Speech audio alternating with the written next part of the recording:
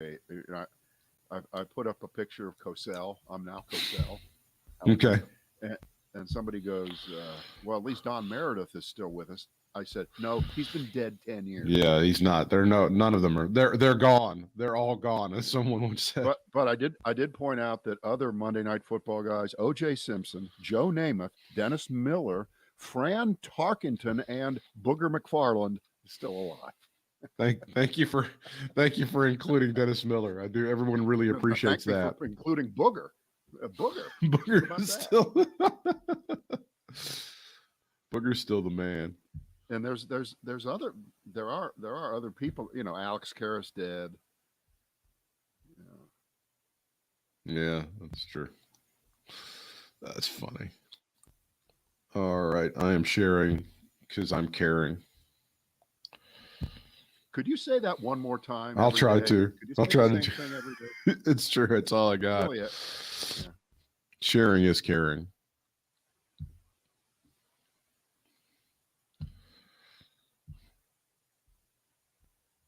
I should be shared. I'm looking for the little booger in the lower left-hand corner to click on. That's what I'm. Did they finally let him come up to the booth, or did they keep him up in that little? Oh, that little cart, that thing. It's not apartheid. We just don't want him anywhere near us.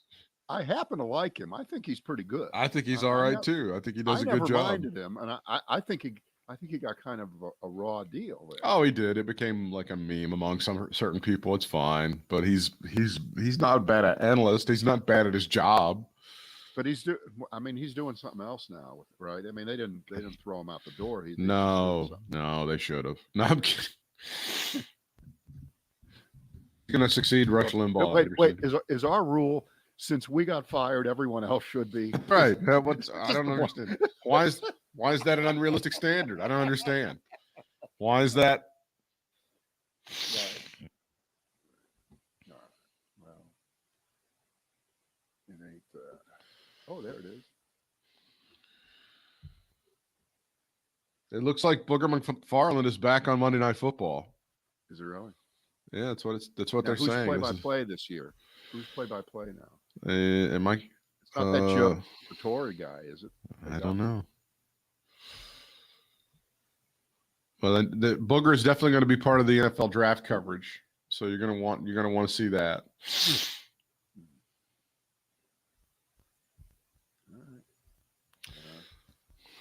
All right. We're in business. Ready when you are. Ready? Yep. All right, it's our Brad and Britt cast for the midweek crowd, the midweek lunch crowd. Thank you for joining us live here in the 1:30 hour here in Facebookville, YouTube land, and we have a new platform. We have a new platform we're on today. Booger.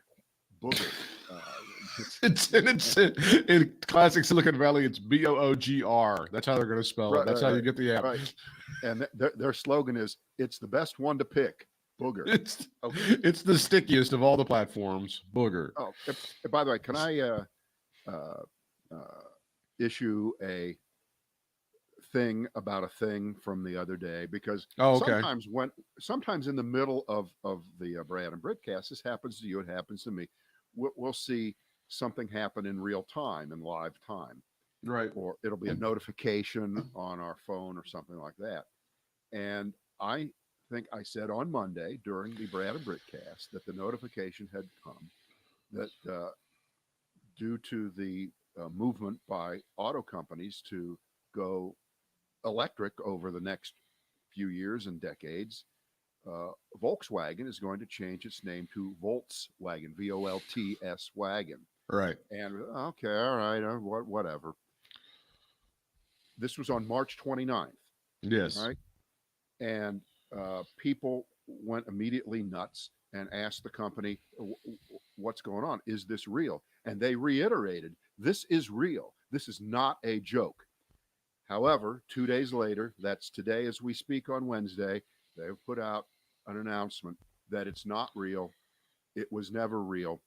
it was a joke. And you ready for the lamest explanation ever as to why this was a joke that they thought had something to it? And I want you to think about all the times that every time Trump did something fucked up, what was their first go-to? It was a joke, and you're a liberal, and you don't get the joke. You don't get it. You don't have no sense of humor. This is worse. This is worse than that. You ready? Ready. It was a pre-April Fool's Day joke. That's what they're saying. Now, as the international rules of April Fool's Day go, number one, you don't want to get somebody killed doing a joke. You don't want to endanger your own job by doing something stupid. People in radio have been doing that forever and getting canned because of what they do on April Fool's Day. But the most important rule of all is you cannot do an April Fool's joke on March 29th. There are no such thing as April Fool's, because if that were true, then the Trump people missed an opportunity, because every time he ever did anything, they could have said, even if he did it on August 4th, well, it was a pre-April Fool's Day joke for the next April Fool's Day. Sure. Don't you get it? Don't you get it? You stupid, unhumorous liberal. But here's the stupid part of it. The word Volkswagen, which is actually not a bad idea for whatever division they're going to create to make, would have been an okay ad slogan. It would have been kind of, but they've ruined it. They've killed it now, right? They've killed it. They've destroyed it. They've wrecked it. But I want you to know that, yes, I fell for it, but there was nothing to fall for. Yeah, it was dumb. Right? It just sucked. The Associated Press issued a statement saying they were repeatedly assured by Volkswagen that its U.S. subsidiary planned a name change and reported that information, which we now know to be false, says AP spokeswoman Lauren Easton. We have corrected our story and published a new one based on the company's admission. This and any deliberate release of false information hurts accurate journalism and the public good. Right. She's accusing Volkswagen of fake news, perpetuating fake news. But one more aspect to it, since Volkswagen is still at heart a German company, right? Yeah. They own Porsche and you know, I think they're like the second or third biggest car maker now when you add up all the shit that they sell. Wow. But here's the point. There is nothing less funny now, going back, well, about 80 years, than German comedy. Comedy and Germany. Not a combination that you want. And they just proved it. They just proved it again. Not funny. Don't try it. German models, a thing. Heidi Klum. German comedy, not a thing. See, that's how you do that. That's how you kind of delineate those two things. Right, but speaking of rigid Nazi assholes, how about that G. Gordon Liddy dead at 90? Boy, we're gonna miss him. We're gonna miss him. I remember when I was a kid and I was that autobiography Will came out, and it's just a stupid macho head trip. If you've ever seen 5 seconds of it, and it includes that thing where he holds his hand over a candle to show how tough he is, and the people around him can smell the flesh burning, and they're begging him to stop, but he's too much of a rube and an idiot and a macho piece of crap to do it. Oh God. Do we know whether that was real or whether that was like a Las Vegas visual trick, because he would have had a scar on his hand forever. It seems like you would. People smelled flesh burning. I remember there was reported smelling flesh burning and stuff like that. I mean, he was just dumb enough to do shit like that. And, you know, wasn't there one time when the Watergate thing was going on and things went south, and he told one of the guys, I may have to go off myself or something like that. He may have to go eat a bullet at some point. Right. I mean, the guy did two things that really made him famous. One, he was in charge of the burglary of Daniel Ellsberg's office, the psychiatrist. Which went really well. Which went really well in 1971. And because that went so well, the next year, he became, one of the plumbers. They called Nixon's henchmen, one of the plumbers, and did the Watergate burglary. And he never apologized. He never recanted. He never said he did anything wrong. He never broke. I never ratted out Nixon. He was a Trump kind of guy before there was a Trump, right? He was that guy. He found a very lucrative career in what? Right. Of course. You know what? You have to. I'm glad you brought that up. He's one of the first really scuzzy pieces of shit Yeah, that found a second life and a second career in talk radio. that's right. I mean, think about that. I mean, that was really fairly early on. That must have been in the early '80s or Yeah, so that yeah. he started doing that. So that was the forerunner to a lot of them. And one thing I did learn today, and I didn't realize this, he got the heaviest sentence, I think, of all the Watergate plumbers because he wouldn't talk. He kept his mouth shut. Deservedly so. World class hero judge John Sirica sentenced him to the longest number of years in prison of anybody, and Jimmy Carter pardoned him. Jimmy Carter pardoned him. Wow. Try to get your hands around that. And when he was asked about it, Carter said that I did it just because I thought that the sentence was disproportionate to pick out one guy and send him off. That's very Jimmy Carterish. And in retrospect, it doesn't matter. I mean, Liddy's dead and the rest. And so, but that's Jimmy Carter. That's Jimmy Carter. And when I think of the people who have been pardoned in the more recent era, who've done egregious things, maybe even before they were adjudicated in court or before they ever stepped a foot in a jail cell, you know what? I'm okay with it. That's not the worst thing that Jimmy Carter. It just isn't. But it's a kind of an interesting footnote. It's an interesting footnote. There's stuff that Jimmy Carter's done, and there are attitudes that he has, and perceptions that are just like superhuman. There's like, how did you? And it's like I admire it, but I just don't know how you did it. I just don't know how you got it within yourself to pardon an asshole like G. Gordon Liddy. Like nobody's gonna go, I'm not gonna vote for you because it's hard to wrap your mind around it. Right. But by the way, the sentencing guidelines and the panel of people who in normal administrations, and that's basically all of them until the last one, pardons would be based on a group of people making a recommendation, and it might be they came to Carter and said, we're looking at all these people, and here's Liddy, and he's supposed to be in jail for another 10 years. What good is it going to do? He served his time. He's paid a price. His reputation is so shitty that the only thing he'll ever be able to do the rest of his life is talk radio. That's how bad it got for him. And we think that he should be eligible under fairness kind of guideline. I mean, it's okay with that. I'm okay. That is way different. That is way different than Trump dangling pardons in front of criminals who lied for him and did dirty work for him. It's a big difference. Well, and it also, some of that stuff was also dangled out there for the highest bidder when it comes to Trump as well. Yeah. So yeah, right. So there is no comparison. All right, G. Gordon Liddy, and we wish him well. And hey, you know what? If you make it to 90, you won the game. Hey, speaking of world-class pieces of shit, do you feel really sorry for Matt Gaetz? I feel awful for that guy. What he's going through right now. It's just such a shame, isn't it? I do. I feel really, really bad. Apparently, the person who feels really, really bad, which means she's thrilled, is Liz Cheney. Okay, because Matt Gaetz remember, he flew out to Colorado, Wyoming, a couple of months ago and tried to get Liz Cheney kicked out of the Republican leadership. Remember? And then he flew back and they had this vote. And she won big. Yeah, she won big. So he had been out there like a complete asshole.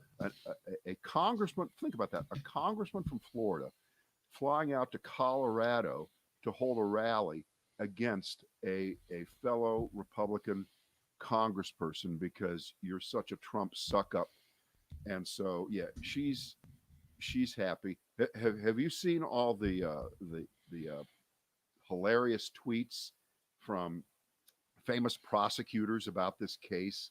They saw what happened. Matt Gaetz goes on Tucker Carlson and just completely melts down like a crazy guy. You have to actually you owe it to yourself to go see this interview because there's nothing that really compares to it. It's so brilliant. Well, I mean, he spun it's this so thing Yeah, his family's getting extorted for $25 It's the million, greatest. and He his says father was wearing a wire for the authorities to get all these kind of things that you would never do, and you would never admit to them publicly if they are true. And by the way, if I was his father, I would kill Matt Gaetz for ratting him out right in public for helping the police in this case against this third person for child sex trafficking. I'll say one more thing, and then I'll let you just run with it. What really tipped me off very quickly when Gates went on Fox, what is considered friendly territory, of course, for something like this. This is where you go to lie and tell your side of a story that is very often indefensible. The first thing out of his mouth was he used the phrase 17-year-old woman. Okay, only a child predator would refer to a 17-year-old who he has been somehow, some way connected to as a woman, right? It just is. And very often, when someone is accused of, say, murder, and they're 19, what will the headlines always say? 19-year-old teenager. But they would never say 19-year-old man. And of course, you probably could say that a lot more legit. But no, for him to have said 17-year-old woman, I thought that was a Freudian slip kind of a clue that is the forerunner to Judge. She looked 21. She said she was 22. You should see her. Holy shit. Hey, I got a picture of her. Look at this. Look at this. That's a woman. That's a woman, right? Is that, so there you go. What is that? Is that the Elvis defense, or is that the Jerry Lee Lewis defense? What is he exactly pulling there? It's the Woody Allen defense. Be updated. Be current. That's a Woody Allen. And by the way, Kevin McCarthy has said, I'm not going to remove him from the Intelligence Committee. Of course not. I'm not going to say he should. Of course not. Stand by your man. That's exactly. Okay, go. The part of the interview that I like the most is when he's talking to Tucker. Goes, I'm not the only person on the screen that's been accused of sexual impropriety. And Tucker goes, it was like a mentally ill woman that said that I raped her or something. I never met her. I was never in the same room with this person. It was 20 years ago, by the way, and nobody knew about it. Way to go to the laundry basket and pull shit out nice. And then after that, he and Gates make that, Gates makes nice. Oh, I love you, Tucker. You're the greatest. Oh man, remember that time we were having dinner and this person and Tucker goes, I don't know the person that you're talking about and in what context. I don't know what's going on. And Tucker had that dyspeptic look on his face the entire time, like his Crohn's is kicking in or something. It's an extremely bizarre interview. The whole thing is just wild. And you're right. The story that he lays out about being extorted, and they said that if he paid $25 million, he'd get a pardon from Biden and all this other shit. I mean, it's unreal. Wait a minute. We have utter, total, absolute proof that Gates is guilty because Jim Jordan, I'll pause there for just a minute. Yeah, there you go. Jim Jordan went on CNN and said, I believe Matt Gaetz is innocent.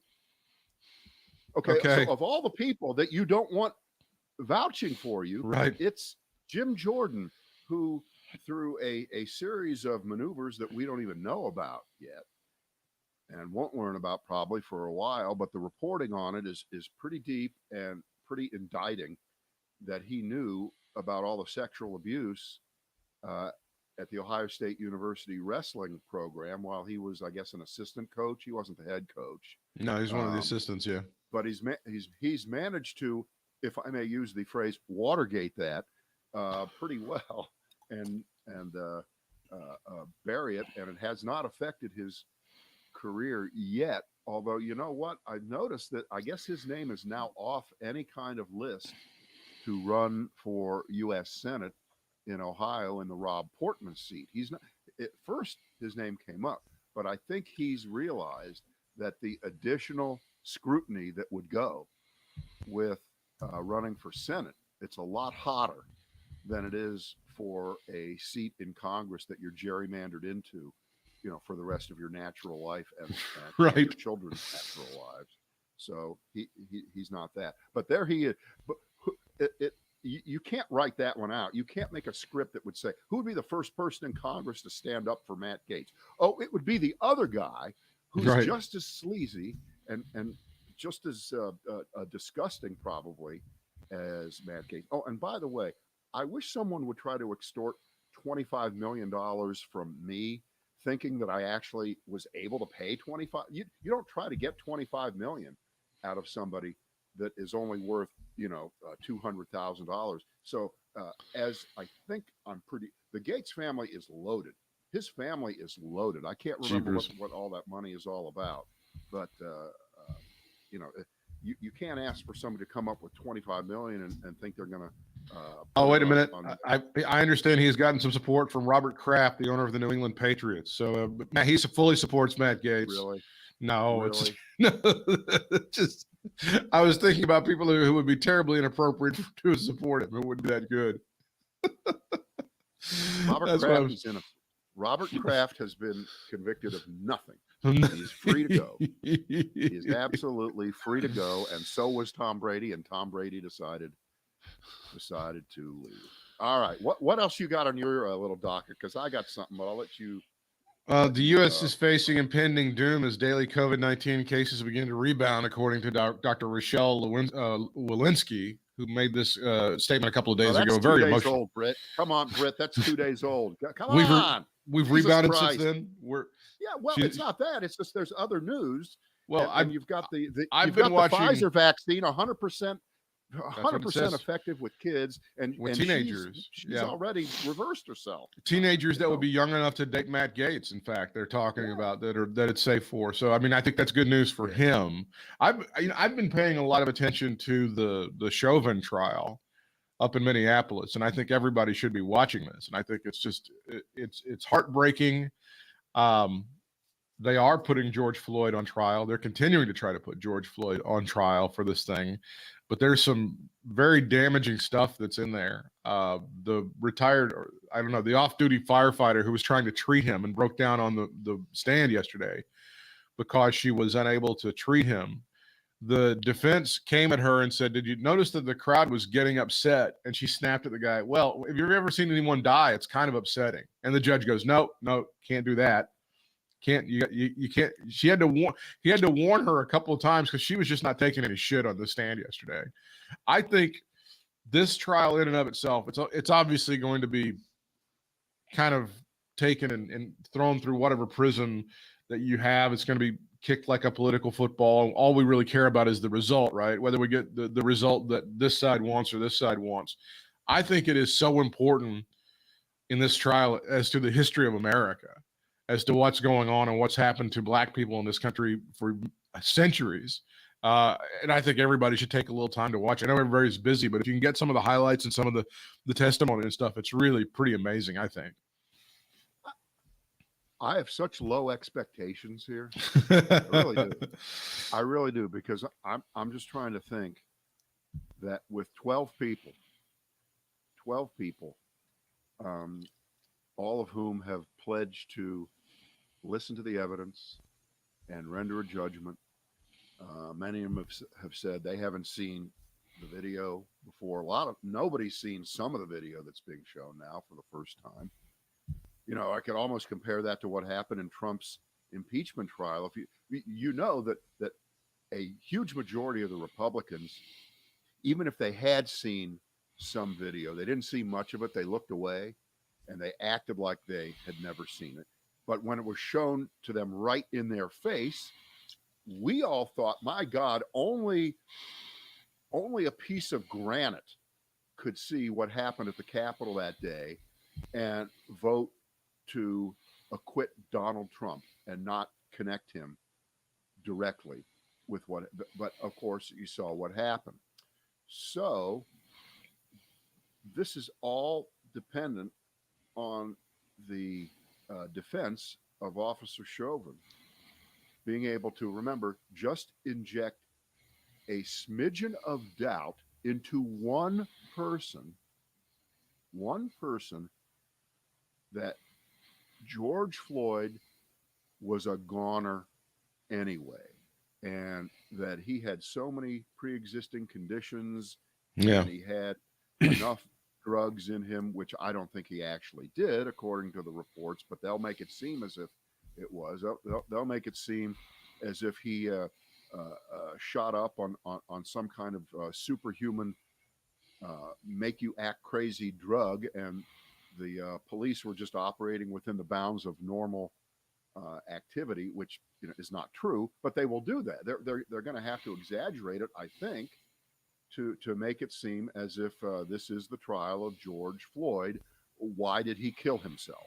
Okay, Right. they're turning it into that. So remember what the standard is here to get 12 people to agree. Now, back to the way you portrayed it, which I think is absolutely right, which is that once you get beyond the fact that you cut someone's ability to breathe off for 9.5 minutes, nothing else matters. You could put the healthiest person on earth down on the ground, and if I put my knee on you, I killed you. And it is irrelevant that I was the most healthy person or the least healthy person. And that's the standard that the prosecution has to make sure can't be punctured. And I think that the number of witnesses, most of the witnesses, of course, will be on the side of the prosecution here.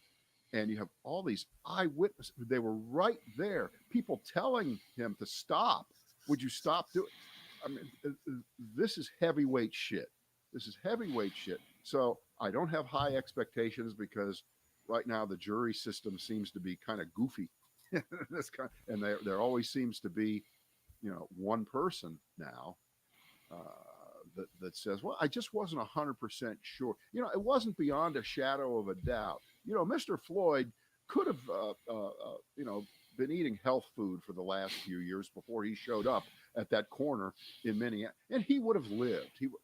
There's some crazy kind of justification for voting not guilty. The cop was within, and it seems obvious to you. It may seem obvious to me. It may seem obvious to the vast majority of people, but I don't have high hopes.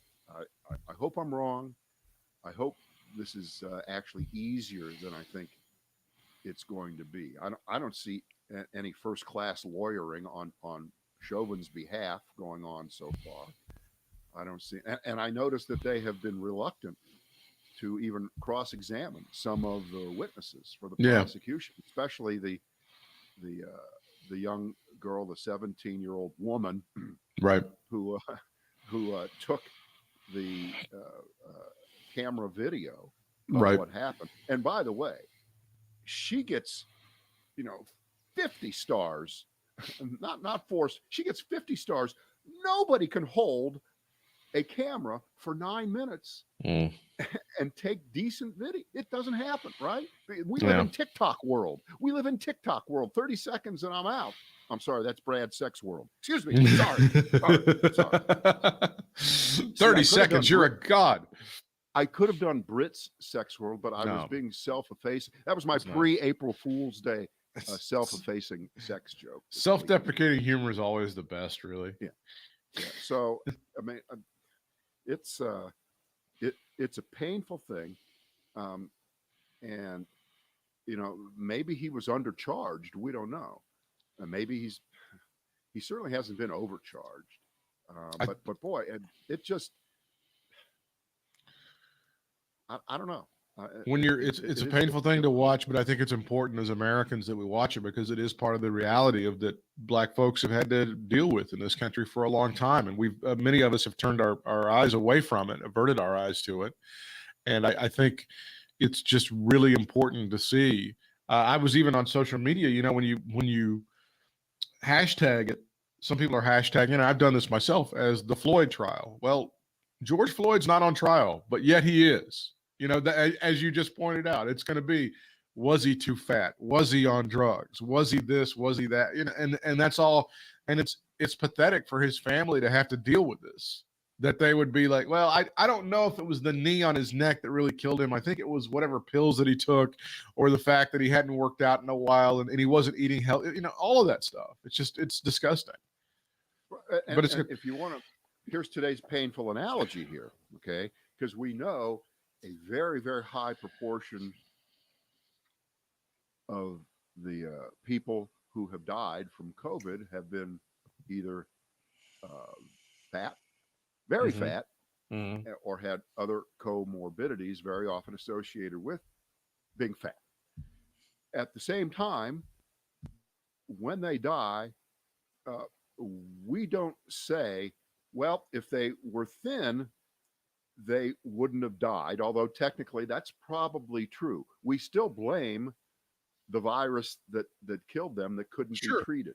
And so the virus in this case is the police officer. The police officer killed him. It is not important what pre-existing conditions, whether George Floyd in the virus was a fat guy who just couldn't live through what was being meted out to him by the cop. That shouldn't be the issue. And I'm pretty confident, as I try to talk myself into a better mood about this, that the prosecution is fully aware of whatever technique they're going to try to turn this around and eventually, I guess, make Officer Chauvin the victim, right? He's the victim of, God, will you stop forcing me to put my knee on your neck? Right.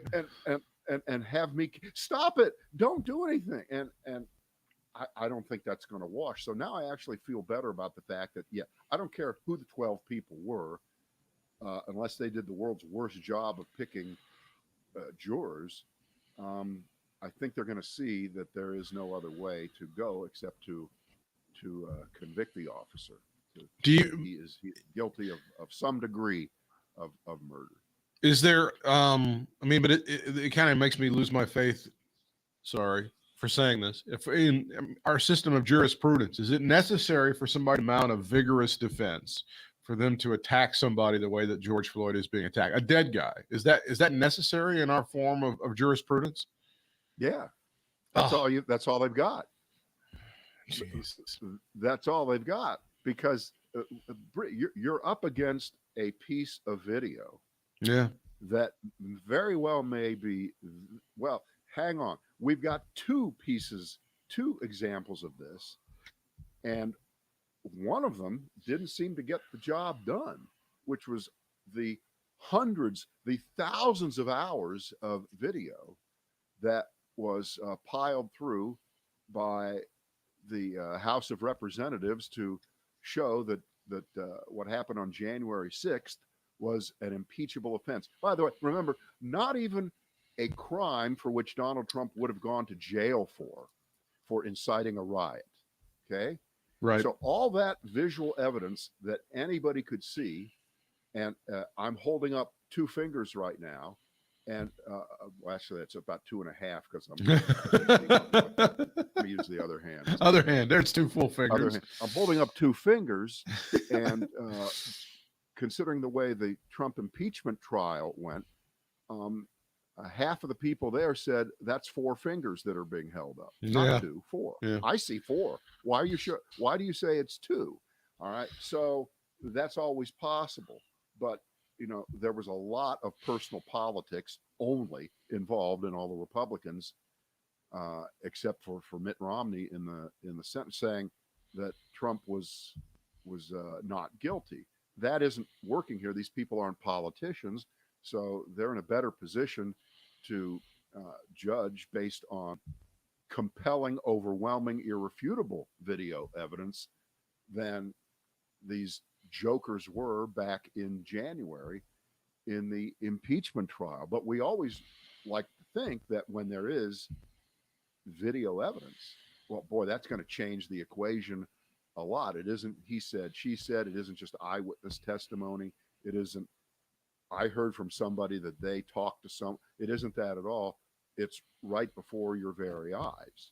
So Yeah, I feel a little bit better about it as we talk this through today. When people go back, and it's been a generation ago, but you saw that video from Rodney King, where Rodney King back in the early 90s was being beaten by a mob of Los Angeles police officers, and it was much harder, obviously, to take video and to share it with the world back then. You had to take it with a very bulky camera, and you had to get it to a news station. The news station had to agree to run it and all that stuff. It's much easier to share video now.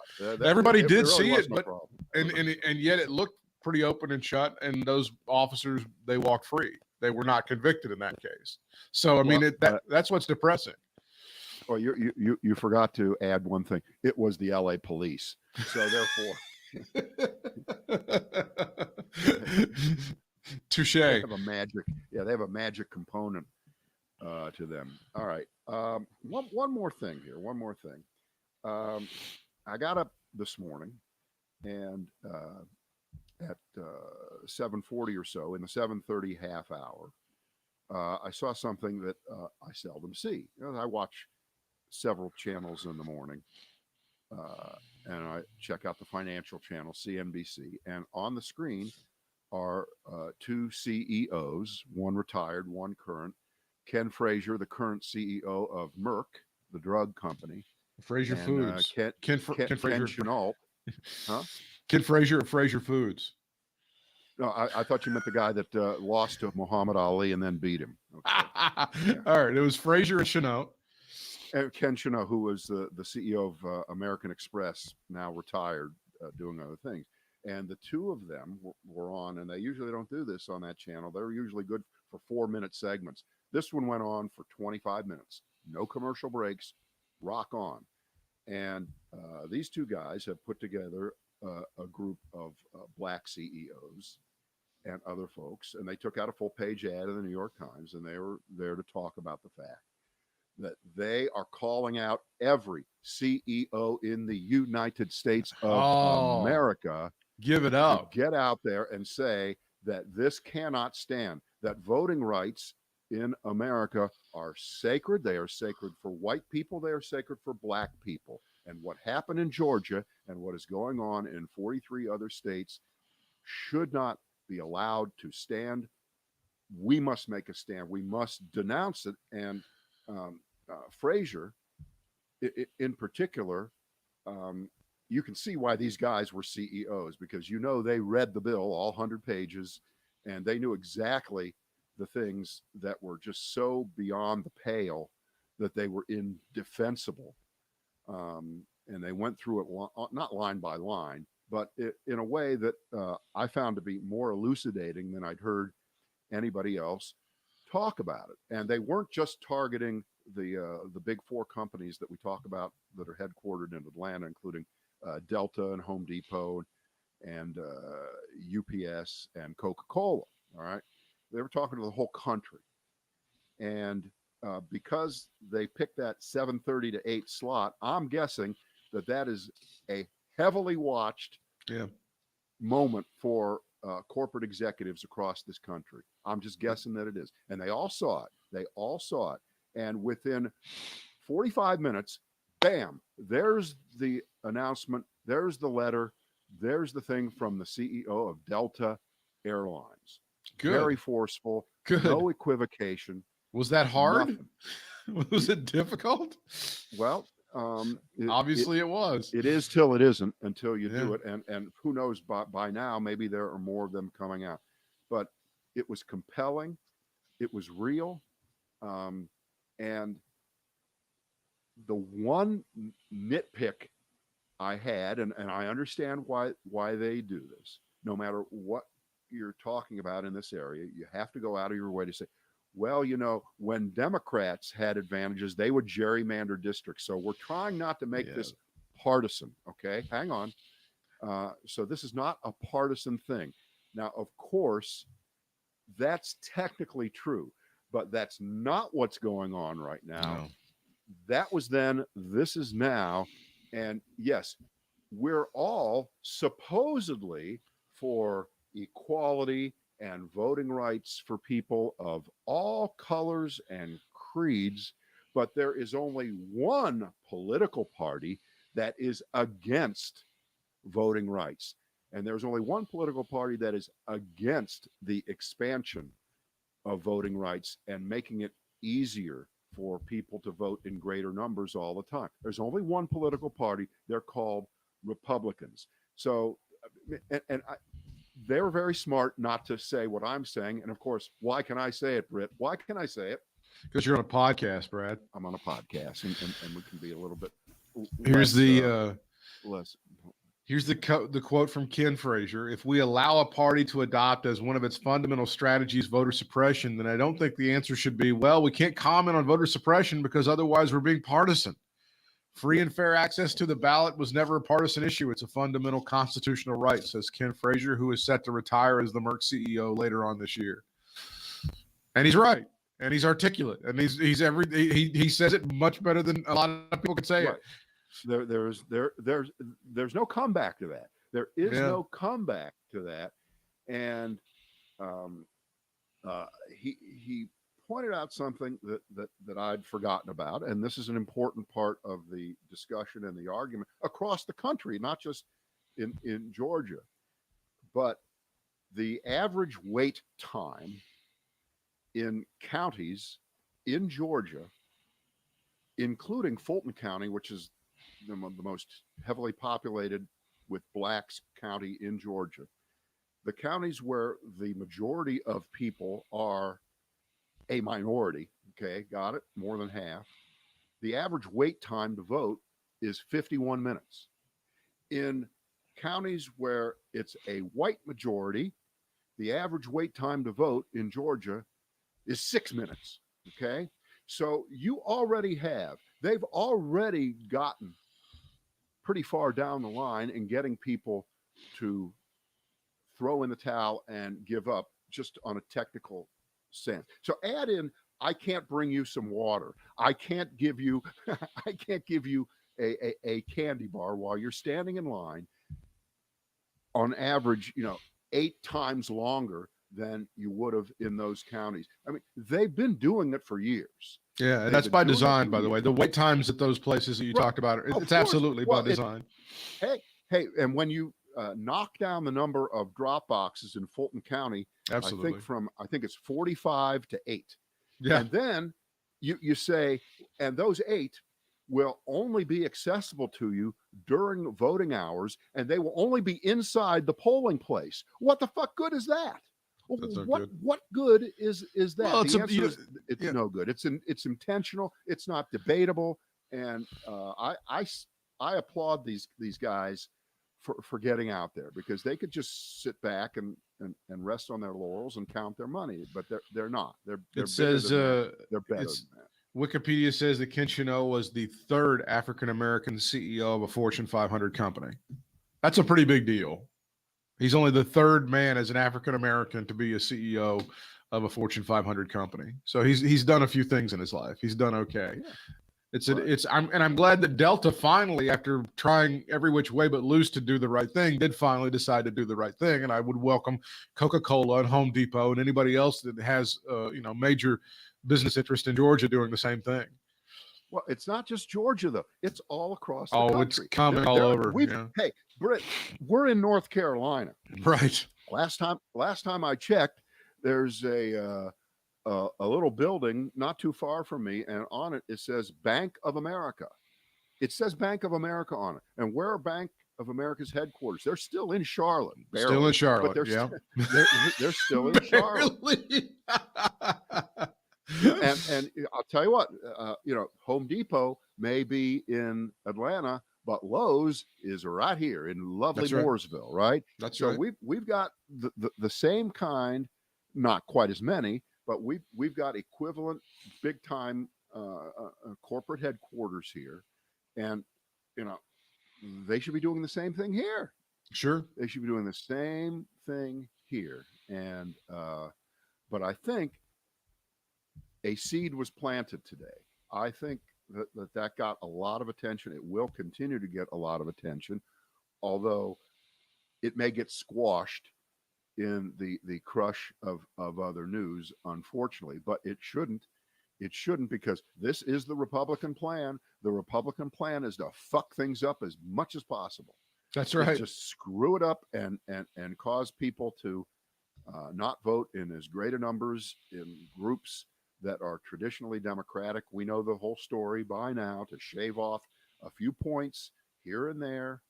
And I'm sure they're saying to themselves, and this is why they did this so quickly, right after Raphael Warnock and John Ossoff were elected to the Senate, which is what really pissed them off in Georgia, right? The Big time. Republican races pissed them off in Georgia. Absolutely. And then they had this countervailing force from within Georgia where some of the Republican officials actually did their job, didn't cave in to Trump, didn't try to reverse the presidential election. Then the Senate races occurred. So, they got to do two things at once. They've got to punish the Republicans who didn't lay down for Trump and cheat, blatant cheat, like Brian Kemp did when he ran in 2018 Right. and cheated in order to beat Stacey Abrams. They were hoping for a second bout of magic there. It didn't happen. So Secretary of State Raffensperger, he's toast. He's dead. Forget it. You'll never hear him again. No, but he's gone. He's on the right side of history now. He supports all this voter suppression stuff now. Well, tell me about history when you're floating at the bottom of the Chattahoochee River looking up in cement shoes. That's what we're going to do to you, right? Okay. So they they didn't just do an autopsy after they lost the 2 Senate seats, and then the United States Senate became 50 plus Kamala Harris, Democratic. They didn't just do one of those famous Republican autopsies. They just went and flushed it all down the toilet and said, shit, if we would have done A, B, C, D, E, F, and G and had those things in place for the 2020 presidential election and the 2 Senate races, we would have won them. If we could have fucked things up as much as we've now proposed to do going forward, we probably could have won those. So here's what we should have done. So now here's what we're going to do. Let's write it down. Got it down? Okay, run it down to the governor. He'll sign it. But wait. Later. Hey, hold up and hear me out. What if we change our message to make it palatable to more people? What if we do that? Nah, fuck it. We'll just try to get as few voters as possible. Do it. Not sellable. No, and by the way, I think the last part of that story is the member of the Georgia State Legislature who got arrested. Yeah, right there for knocking on the door to try to witness. Dragged away by state troopers. Yeah, dragged away by state troopers. Did you hear what the state trooper said? Did you hear what he said? Something about she was afraid of sedition or insurrection or something of that nature. What specific? Well, no, way worse than that. It's he had in his mind what went on at the Capitol on January 6th. Oh, wow. Now let's connect the dots on that. So for the last 2 months, and certainly in the last few weeks, when Ron Johnson said, well, if it would have been black people attacking the Capitol, I'd be afraid. Right. So here's Buford T. Pusser, right? Wearing a cop uniform in the Georgia State Capitol. And I don't know whether he made that up on the spot or whether he believed it, that one black woman legislator posed a physical threat equivalent to hundreds and thousands of white people attacking the U.S. Capitol 2 months before. So he took preventative measures to make sure that black woman who was politely knocking on the door asking for admittance wasn't going to do to the governor. Maybe he was afraid she was going to attack that painting of the plantation. That's right. We can't was hanging behind the governor, and he needed to protect not only the governor and the cabinet, but the picture behind the governor. Very important to do that. So I thought that was a perfect endpoint to that story, which, by the way, it's not over, but just that episode. Where the 130-pound woman is going to cause sedition and insurrection, but the marauding storm of people that went up there and tried to kill Mike Pence and others, that's not a problem. Let's mitigate that. Let's minimize that. Yeah. Maybe they should print up T-shirts, the Republicans. It'll say January 6th, not a thing. That'd be big sellers. I think it'd be huge. Big sellers. All right. Anything else? I think we've That's killed it for today. Back for this I week's think finale on Thursday, everybody. Oh boy. Best